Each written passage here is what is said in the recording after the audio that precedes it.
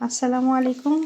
আজকে আমি চিকেনটাকে ছোট ছোট পিস করে এখানে আদা আদা গুঁড়া, রসুন গুঁড়া, তারপরে গোলমরিচের গুঁড়া, লবণ, টমেটো সস, সয়া সস, টক দই, তারপরে ম্যাগি, স্বাদে ম্যাজিক এটা, তারপরে পুদিনা পাতা এগুলো সব দিয়ে মেরিনেট করে নিয়েছি চিকেনটাকে। খুব ছোটো না আবার বড়ো না, এই মিডিয়াম সাইজের পিস করে এটাকে এখন আমি সব কিছু দিয়ে মেখে মেরিনেট করে রেখেছি। এটাকে একটু পরে আমি রান্না করব একটু অন্যভাবে, বাটার দিয়ে। এখন এটা 10 মিনিটের জন্য মেরিনেট হোক, তারপর আমরা পরের কাজটা দেখাবো।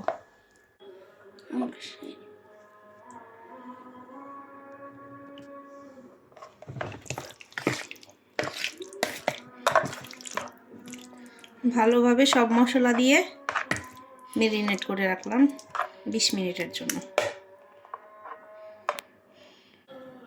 এখন আমি বাটারটা আগে গুলুক, তারপর এটাকে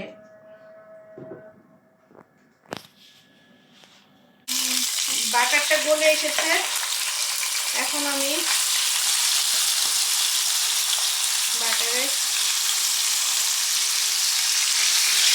চিকেনটা দিয়ে দিব।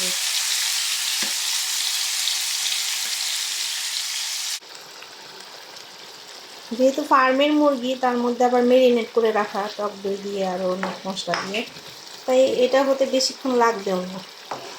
আর বাটার দিয়েছি এই জন্য মানে গ্রানটাও এত সুন্দর আসতেছে। গ্রানটা তো আর শোনানো সম্ভব না, বোঝানো সম্ভব না আপনাদেরকে। তাই ইচ্ছে করলে অনেকে এটাকে ঝোলটাকে আরও শুকিয়ে পরোটার সঙ্গে খেতে পারে। একদম ঝোল শুকিয়ে প্রায় ড্রাই করে চিকেনটাকে পরোটা বা এমনিও বাচ্চাদের টিফিনে এমনিও দেওয়া যেতে পারে। আর আমি এটাতে যদিও একটু পরে দুধ দিয়ে এটাকে গ্রেভিটাকে একটু বাড়াবো।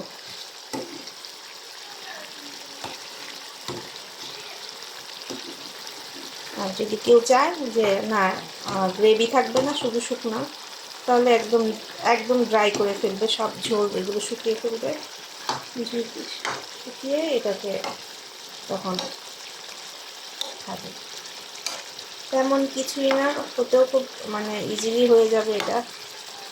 এখানে সব মশলাই দিবেন, শুধু হলুদ বাদে সামান্য গরম মশলা গুঁড়ো, ধনে গুঁড়ো, লবণ, মরিচ গুঁড়ো। আমি সামান্য মরিচ গুঁড়ো দিয়েছি, গুঁড়ো মরিচ গুঁড়ো আর গোলমরিচ গুঁড়ো দিয়েছি।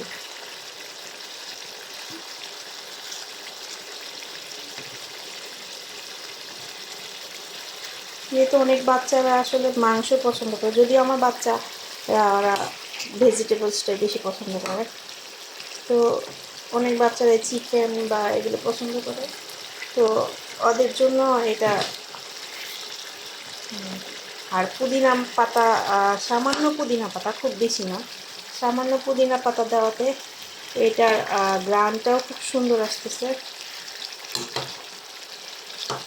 টক দই, পুদিনা পাতার যে একটা ফ্লেভার, অসাধারণ।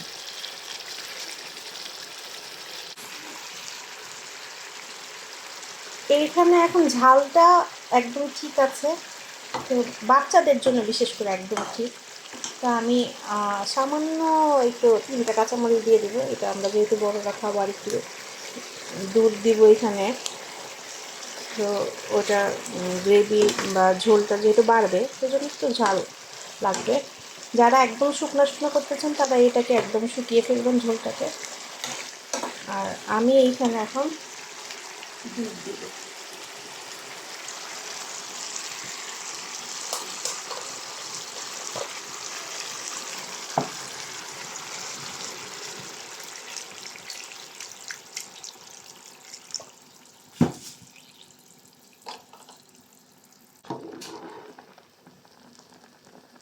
চিকেনগুলো ঠিক এই যে এইরকম পিস করেছি। কেউ চাইলে একটা ছোটো করে করতে পারে, কিন্তু আমার কাছে মনে হয়েছে এটাই পারফেক্ট। দুধ দিয়েছেন একটু, যেহেতু আমরা বাচ্চারা একটু মানে রাইসের সাথে খাবে বা পরোটার সাথে খেলেও একটু গ্রেভিটা থাকলে বা ঝোলটা থাকলে আমরা আসলে পছন্দ করি। ঝোলটা এই যে এরকম সামান্য আর একটু শুকানোর পরে আমি নামিয়ে ফেলবো এইরকম মাংসের সাথে। চিকেন মালাইকারি আমি এটা নাম দিয়েছি। আমি আসলে কালারটা একদম হুবহু কোনো কিছু ফলো করিনি, আমি কয়েকটা ভিডিও দেখে আমার কাছে মনে হয়েছে এইভাবে করলে ভালো হবে, ঠিক আমি আমার কাছে ওইভাবেই করেছি।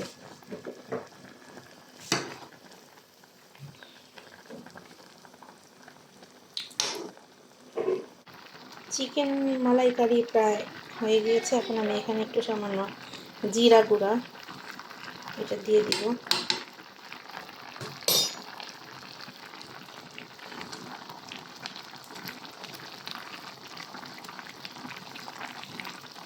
আর আমি যেটা বললাম যে কেউ যদি ঝাল বেশি খেতে চায় তাহলে একটু গোলমরিচের গুঁড়াটাও বেশি দিবেন, আর লাস্টে কাঁচামরিচটাও একটু। যেহেতু আমার বাচ্চারা ঝালটা ওইভাবে খেতে পারে না, আমি একটু পরিমিতই দিয়েছি।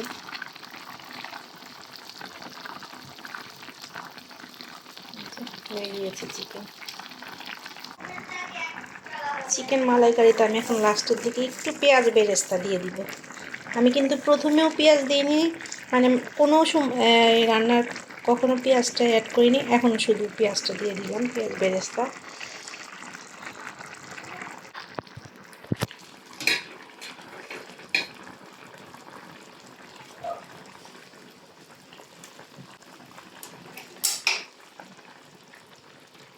আমার চিকেন মালাইকারি হয়ে গিয়েছে।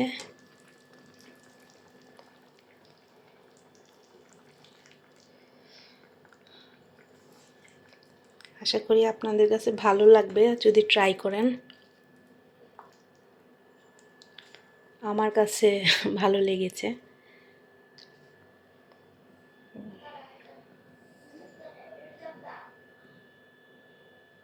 ধরলাম আর আজকে 2 রান্না শেষ, চিকেন মালাইকারি আর এখানে আমি করেছিলাম মাছ ভাজি, রুই মাছ আর বটবটি হালকা ফ্রাই করে নিয়েছি।